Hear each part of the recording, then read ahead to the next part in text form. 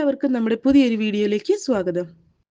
നല്ല ചൂട് ചോറിൻ്റെ കൂടെ കഴിക്കാൻ പറ്റുന്ന ഒരു നാടൻ കറിയാണ് ഇന്നത്തെ നമ്മുടെ റെസിപ്പി. അപ്പോൾ ഈ ഒരു കറി ഉണ്ടെങ്കിൽ പ്രത്യേകിച്ച് നമുക്ക് സൈഡ് ഡിഷിൻ്റെ ഒന്നും ആവശ്യമില്ല.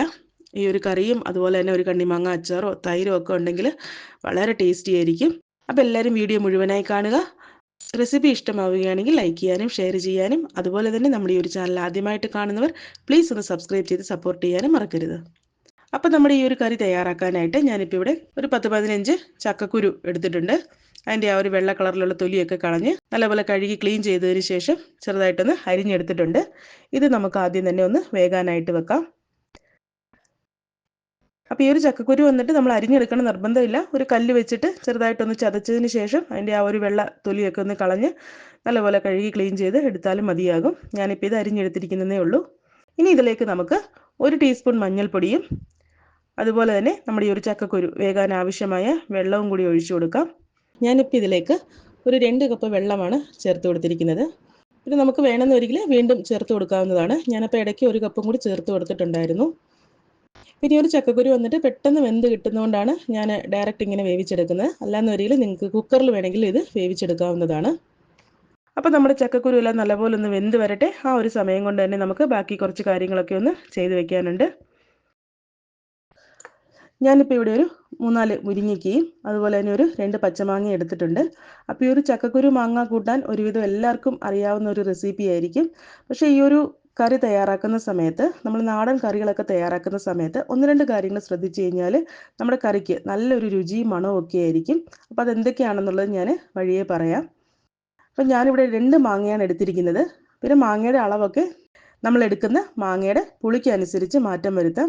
ഞാനിപ്പോൾ ഇവിടെ എടുത്തിരിക്കുന്ന മാങ്ങയ്ക്ക് അധികം പുളി ഇല്ലാത്തത് കൊണ്ടാണ് 2 എണ്ണം എടുത്തിരിക്കുന്നത്. അപ്പോൾ ഇതാ നമ്മുടെ മുരിങ്ങയ്ക്കയും മാങ്ങയെല്ലാം ഞാനിവിടെ അരിഞ്ഞു വെച്ചിട്ടുണ്ട്. ഇനിയിപ്പോൾ നമുക്ക് ഇതിന് വേണ്ടിയിട്ടുള്ള അരപ്പും കൂടി തയ്യാറാക്കിയെടുക്കാം. അതിനായിട്ട് ഞാനിപ്പോൾ ഇവിടെ ഒരു മിക്സിയുടെ ജാറിലേക്ക് ഒരു 1/2 കപ്പ് തേങ്ങ ഇട്ട് കൊടുത്തിട്ടുണ്ട്. ഇതിലേക്ക് നമുക്ക് 1 ടീസ്പൂൺ അളവിൽ ജീരകം ചേർത്ത് കൊടുക്കാം. നമ്മുടെ ചെറിയ ജീരകമാണ് ഞാനിവിടെ ചേർത്ത് കൊടുക്കുന്നത്. അടുത്തതായിട്ട് നമ്മുടെ ഈ ഒരു കറിക്ക് എരിവിന് ആവശ്യമായ വറ്റൽമുളക് ചേർത്ത് കൊടുക്കണം. ഞാനിപ്പോൾ ഇവിടെ 4 വറ്റൽമുളക് ചേർത്ത് കൊടുത്തിട്ടുണ്ട്. ഇനി ഇതിലേക്ക് നമുക്ക് ആവശ്യത്തിന് വെള്ളം ഒഴിച്ച് നല്ല പേസ്റ്റ് പോലെ നമുക്കിത് അരച്ചെടുക്കണം. അപ്പോൾ ഈ ഒരു അരപ്പിൽ നമ്മൾ ശ്രദ്ധിക്കേണ്ട ഒരു കാര്യം എന്താണെന്ന് വെച്ച് കഴിഞ്ഞാൽ നമ്മൾ ഈ ഒരു കൂട്ട് നല്ലപോലെ ഒന്ന് അരഞ്ഞ് വന്നതിന് ശേഷം ലാസ്റ്റ് നമുക്കിതിലേക്ക് കുറച്ച് ഫ്രഷ് ആയിട്ടുള്ള കറിവേപ്പിലയും കൂടി ഇട്ട് ഒന്ന് ക്രഷ് ചെയ്തെടുക്കണം. ഇങ്ങനെ ചെയ്യുവാണെന്നൊരിക്കൽ നമ്മുടെ ആ ഒരു കറിക്ക് നല്ല രുചിയും അതുപോലെ തന്നെ നല്ലൊരു മണവും ഒക്കെ ആയിരിക്കും. ആ കറിവേപ്പിലയുടെ നല്ലൊരു രുചിയും മണവും ഒക്കെ കിട്ടും. അപ്പോൾ ഇതാണ് കേട്ടോ ഒന്നാമത്തെ ഒരു ടിപ്പ്. അപ്പോൾ ഇത് നമ്മൾ ഈ ഒരു കറിക്ക് മാത്രമല്ല നമ്മൾ അവിയലിനൊക്കെ അരപ്പ് തയ്യാറാക്കുന്ന സമയത്തും ഇതുപോലെ ചെയ്തു കഴിഞ്ഞാൽ നമ്മുടെ കറിക്കൊക്കെ നല്ലൊരു രുചിയും മണവും ഒക്കെ ആയിരിക്കും. അപ്പോൾ ഞാൻ ഇതെല്ലാം ഇവിടെ നല്ലപോലെ ഒന്ന് അരച്ച് കൊണ്ടുവന്നിട്ടുണ്ട്. ആ ഒരു സമയം കൊണ്ട് തന്നെ നമ്മുടെ ചക്കക്കുരു എല്ലാം ഇവിടെ ആവശ്യത്തിന് വെന്ത് വന്നിട്ടുണ്ട്. ഇനി ഇതിലേക്ക് നമുക്ക് നേരത്തെ അരിഞ്ഞു വെച്ചിരിക്കുന്ന മുരിങ്ങയ്ക്കയും മാങ്ങയും കൂടി ഇട്ട് കൊടുക്കാം. അതിനുശേഷം നമുക്ക് ഇതിലേക്ക് ആവശ്യത്തിന് വെള്ളം ഒഴിച്ചു കൊടുക്കാം. നമ്മുടെ ഈ ഒരു കഷ്ണങ്ങളെല്ലാം ഒന്ന് വേകാൻ ആവശ്യമായ വെള്ളം ഒഴിച്ചു കൊടുക്കാം. ഇനി ഇതിലേക്ക് നമുക്ക് നമ്മുടെ കറിക്ക് ആവശ്യമായ ഉപ്പും കൂടി ചേർത്ത് കൊടുത്ത് ഒരു 5 മിനിറ്റ് നല്ലപോലെ ഒന്ന് വേവിച്ചെടുക്കണം കഷ്ണങ്ങളെല്ലാം.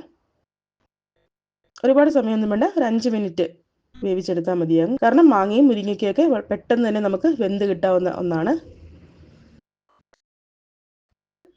അപ്പോൾ ഇതാ നമ്മുടെ ചക്കക്കുരു മാങ്ങയും മുരിങ്ങയ്ക്കൊക്കെ ആവശ്യത്തിന് വെന്ത് വന്നിട്ടുണ്ട്. ഈ സമയം നമുക്ക് നേരത്തെ തയ്യാറാക്കി വെച്ചിരിക്കുന്ന അരപ്പും കൂടി നമുക്ക് ഇതിലേക്ക് ഒഴിച്ചു കൊടുക്കാം. ശേഷം ഞാൻ ഈ ജാറിലേക്ക് കുറച്ച് വെള്ളം കൂടി ഒഴിച്ച് ഇതിലേക്ക് ഒഴിച്ചു കൊടുക്കുന്നുണ്ട്. കാരണം ഈ ഒരു കറി വന്നിട്ട് ഞാൻ കുറച്ചൊരു ലൂസായിട്ടുള്ള ഒരു കൺസിസ്റ്റൻസിയിലാണ് തയ്യാറാക്കി എടുക്കുന്നത്. ഇനിയിപ്പോൾ അധികം സമയമൊന്നും വേണ്ട. നമ്മുടെ ആ ഒരു അരപ്പിൻ്റെ പച്ചച്ചവയൊക്കെ ഒന്ന് മാറി വരുന്നവരെ ഒന്ന് തിളപ്പിച്ചെടുത്താൽ മതിയാകും. ഒരുപാട് സമയമൊന്നും വേണ്ട, ഒരു 2-3 മിനിറ്റ് ഒന്ന് തിളപ്പിച്ചെടുത്താൽ മതിയാകും. അപ്പോൾ നമ്മുടെ അരപ്പെല്ലാം ഇവിടെ ആവശ്യത്തിന് തിളച്ച് അതിൻ്റെ ആ ഒരു പച്ച ചവയൊക്കെ ഒന്ന് മാറി വന്നിട്ടുണ്ട്.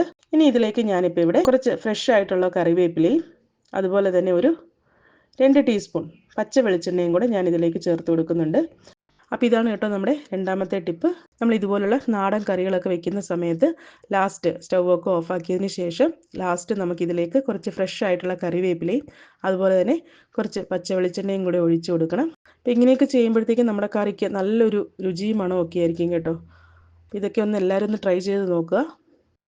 അപ്പോൾ ഇതാ നമ്മുടെ ടേസ്റ്റി ആയിട്ടുള്ള നാടൻ ചക്കക്കുരു മാങ്ങയും മുരിങ്ങയ്ക്കയും കൂടി വെച്ചിട്ടുള്ള കറി ഇവിടെ റെഡി ആയിട്ടുണ്ട്. എല്ലാവരും ഒന്ന് ട്രൈ ചെയ്ത് നോക്കുക. കൂടാതെ റെസിപ്പി ഇഷ്ടമാവുകയാണെങ്കിൽ നമ്മുടെ ചാനലും കൂടി ഒന്ന് സബ്സ്ക്രൈബ് ചെയ്ത് സപ്പോർട്ട് ചെയ്യുക. അടുത്ത നല്ലൊരു റെസിപ്പിയായിട്ട് കാണുന്നത് വരേക്കും ടേക്ക് കെയർ. ബൈ.